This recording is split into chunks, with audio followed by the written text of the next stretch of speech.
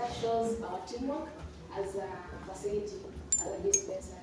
So before I continue, I'd like to recognize my colleagues, the ones I've come with. We have Joyce Mudoni, who is our TikToker. And I'd like to appreciate the Lilidao team, the Lilidao dispensary team. This is their project, so I'm only here to represent them. So I'm going to talk about affordable innovations to enhance skilled deliveries. This is and I believe now it's dropped a bit and around 460, if I'm not sure. And this one, as much as we have that, there are some of the mothers in our communities who are not able to access these services. And so, in our dispensary, we had a target of 14 deliveries in a month. But as you can see, our achievement was at 36% in November 2022. So meaning we were contributing negatively to this beautiful initiative of Linda Mama program. Okay, so we had to do something about it, and it was CQ1. So this is one project which was very successful, and it was interesting. So we used the PDSA model, and in our activities, I've tried to summarize a lot because we had a lot of activities, but I've tried to summarize. So we had to do community dialogues in order to find out what is happening. Why are they not coming? We have a target of 14, and we are only getting 5 mothers coming to our facilities.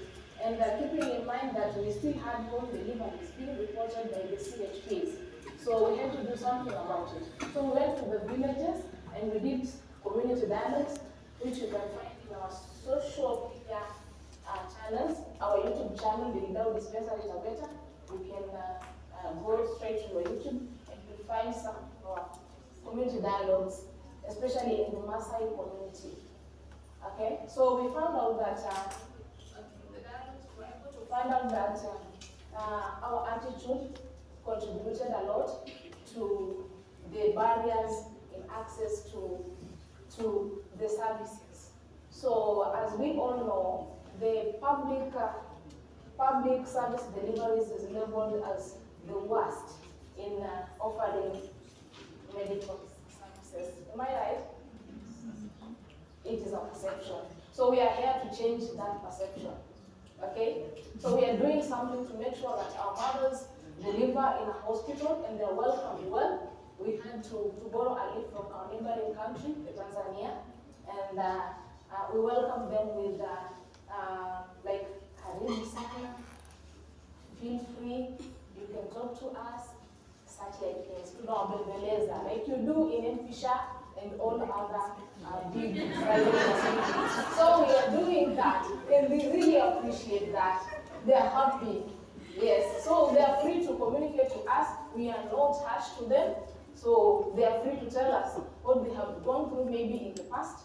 Maybe like some of them have stories like, I was maybe slapped by a nurse. Okay, so we tell them nowadays we no longer do that. Yes. Okay, and then they have a beautiful experience during delivery that prevents some post-traumatic psychological issues or mental issues. Okay, so from the community dialogues, we also discovered that some of them wanted the maternity to work around the clock. Okay, as you know, most of the deliveries, most of the labor starts at night. So as a dispensary, we open at around 8 and close at 5 p.m. So that was another barrier. Okay, so we addressed that, and we started 24/7 maternity services, and of course the teamwork was key, including the clinical officers in the duty roster for the maternity schedule. So as a clinical officer, you will find my name in the maternity register as delivered by Jacinta. A lot of Jacinta there, okay? Yes, and also demand creations through social media for the girls, and then blue for the boys, and then we offer some basins to the mothers, so they don't have to carry basins to shower afterwards. And then we also introduce porridge and warm water. Yes. And those are things that are affordable, because if you looked at the Linda Mama package, one delivery we claim around 2,500, and in those gifts that I've mentioned, we could use around 320 shillings. So it is something that we can afford.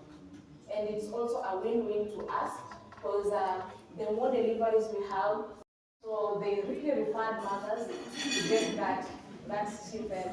And at some point in time, we realized our graph was going down, so we introduced RRI, where we were offering a mother in labor to our facility.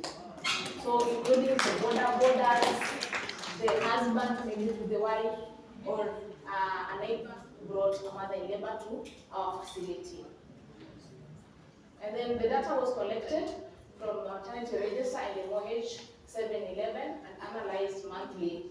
And we realized that a great change was done.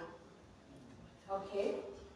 And in our monthly data review meetings, we realized that we can do more in other departments, not only maternity. So QI is a game changer to us as a facility, because we're able to do more of the projects. And during our data review meetings, we usually have a slogan that goes, if you are not performing, or maybe there is something you're not doing right, then CQI inakuhusu. Okay?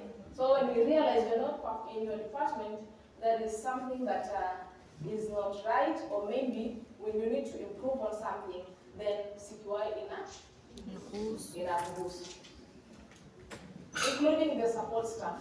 They have their support, their QI project, the CHPs have their QI project.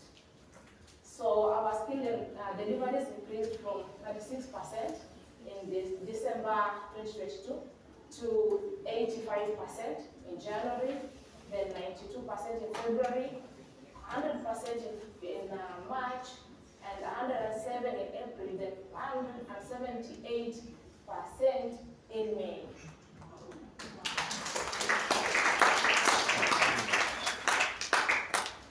In conclusion, CPY is a game changer to us, not only to the maternity department, but to all the departments. And before I forget something very important, after the CPY project, we were given another target because our work went a bit high. So we had a target of 20. So we had to sit down and start another one. Now targeting 20 deliveries in a month. And we performed very well. That one was successful as well. And we thank God for that. So these low-cost interventions can be used in a similar setting to improve primary healthcare for positive maternal and child outcomes. And in our feedback, we had to do some satisfaction survey from our clients, and they really appreciated that the facility is clean. First of all, they were mentioning about the facility is clean, and then the beautiful curtains. We have yellow curtains in our maternity and postnatal, and then above all, the reception was good. So we were able to get some of our colleagues delivering in dispensary. So meaning they can trust us. Even our colleagues trust that we are doing something good, and the environment is safe even for them. So they don't have to go to Aga Khan, but they can instead come to a dispensary and enjoy quality services. Okay? And also our MCA, our MCA's wife delivered in our dispensary, who brought you can see all that in our YouTube channel. thought necessity is the mother of invention. We had a need and or a problem that we were having, so we had to do something to counteract that. Thank you so much.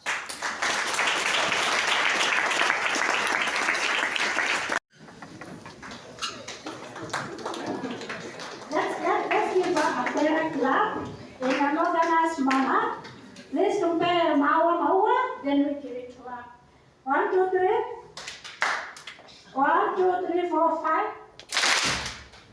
Excellent. I think as the chief nurse of M.P.Sha Hospital, I have been challenged by that presentation. Amazing. I've learned quite a lot. And thank you so much for sharing that with us. And we will request our IT at the end of this session just to run the YouTube channels. They're amazing. For those who have been able to look at them, they're just amazing, amazing presentations there. Thank you so much. Allow me to move on to the next presenter. Thank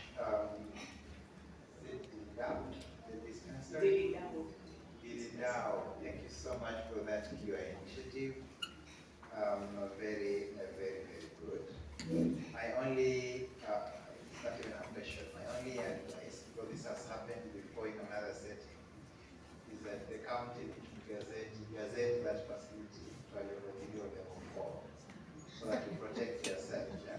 Wow. Because in case of any error happening, someone will ask you that are unable to facilitation of the services. So since you came with the county here, let them go back within a week, apply for the KHIS system to change that facility from a dispensary level to a level 3 facility. That will protect you, because if anything happens today, you'll be on your own.